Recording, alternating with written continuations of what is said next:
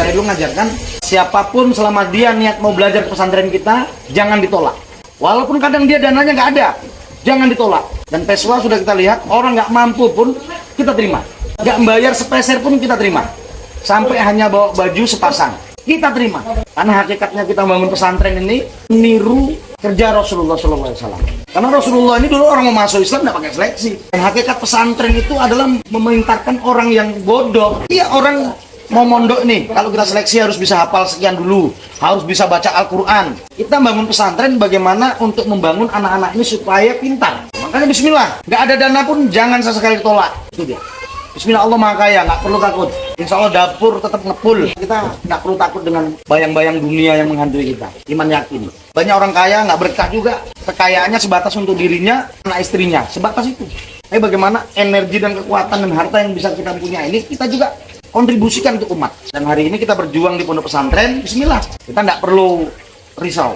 Makanya ketika dia bodoh, seleksinya kemana, harus diseleksi, lain sebagainya. Itu syarat aja.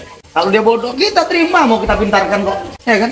Anak-anak terlantar aja kita tampung. Insya Allah, kalau niat kita sudah lurus, membangun pesantren, insya Allah. Saya menemukan beberapa pesantren, ya mungkin nggak tahu itu niatnya kemana, wallahu alam.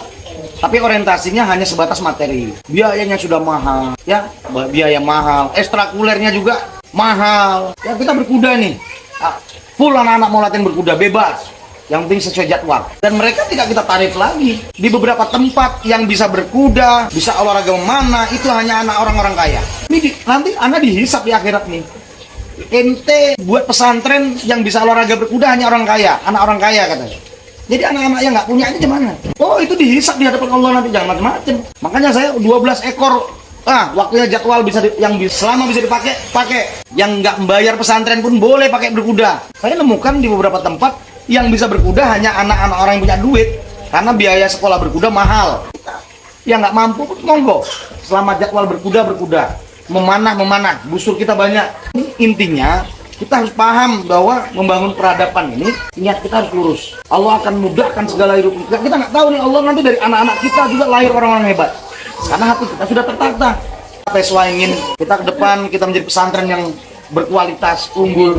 Tapi dengan biaya yang tidak mencekik para wali-wali santri. Ekstrakurikuler juga bisa dirasakan semua santri. Kita bayangin kalau sekolah kita ini biayanya harus sekian, tidak bisa menampung orang-orang yang nggak mampu. Anak-anak di jalanan itu tanggung jawab siapa? Kita lewat naik motor, nampak mereka nggak sekolah gara-gara nggak punya biaya. Sedangkan mereka ingin pesantren. Lalu pernah kita tolak lagi. Apa di hadapan Allah nanti kita jawab tentang tanggung jawab anak-anak ini pada kita. Bisa jawab apa sama Allah Subhanahu Wa Taala ketika di mahkamahnya Allah kita ditanya, ente buka pesantren harus yang orang kaya, harus yang berduit, yang harus orang pinter. Pesantren itu lembaga untuk mencerdaskan, menjadikan anak-anak kita soleh. Bukan hanya orang-orang yang pinter, orang-orang yang berduit yang bisa pesantren. Bagaimana peswa ini memang hakikatnya orang-orang yang tidak mampu pun bisa kita tampung. Bismillah, makanya lurus hati, lurus niat kita, bismillah. Kalau honor nggak perlu takut. Allah makanya nggak perlu takut. Bismillah.